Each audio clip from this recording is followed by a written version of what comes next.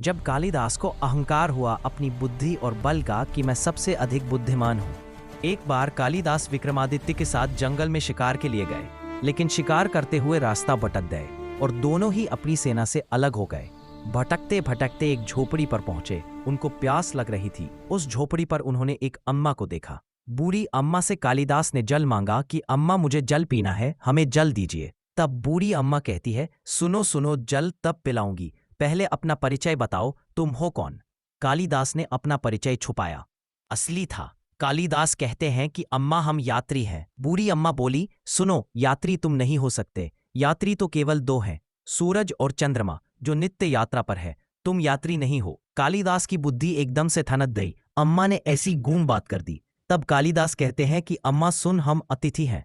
अम्मा बोली, अतिथि भी केवल दो हैं, धन और यौवन। तुम अतिथि नहीं हो सकते। तब यहाँ पर कालिदास कहते हैं, अम्मा हम परदेसी हैं।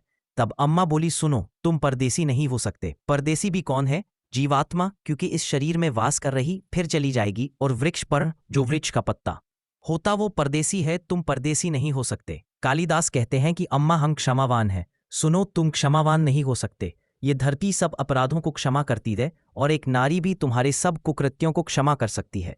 केवल वही क्षमावंत है। तब कालिदास बोले, अम्मा हम राजा हैं। तब वो अम्मा बोली, तुम राजा भी नहीं हो सकते। क्यों? क्योंकि राजा भी केवल दो हैं, इंद्र और यमराज, एक कल्प तक शासन करने वाले, वही राजा है। तुम तो राजा भी होने लायक नहीं हो। तब यहाँ पर कालिदास बोले, अम्मा हम गरीब है। अम्मा बोली, तुम गरीब भी नहीं हो सकते। गरीब बकरी है, जिसका मेमना कटने जा रहा है। वो बकरी गरीब है, और वो कन्या गरीब है, जो अपने माता पिता के घर में रहती है, और फिर बाद में पता चलता है कि वो घर उसका नहीं है। वो कन्या गरीब है। माता सरस्वती की कृपा पाने के लिए चैनल सब्सक्राइब करके आगे सुने। अंत में कालिदास अम्मा के चरणों में लेटकर बोले, अम्मा हम हार गए। अम्मा बोली, सुनो, तुम हारे हुए भी नहीं हो। हारे हुए भी दो हैं, एक कर्जदार जिसने कर्ज ले रखा है, और दूसरा वधू का पिता। हारा हुआ है जो कन्या का बाप होता है, वो हारा हुआ होता है क्योंकि वो अपनी बेटी को भेज रहा है। वो सब कुछ हार रहा है, तो तुम हारे हुए भी नहीं हो। कालिदास ने हाथ जोड़ लिया। अम्मा तुम कौन हो? तो बाद में पता चला वो अम्मा स्वयं माता सरस्वती थी, जो कालिदास के अहंकार का दमन करने के लिए आई थी।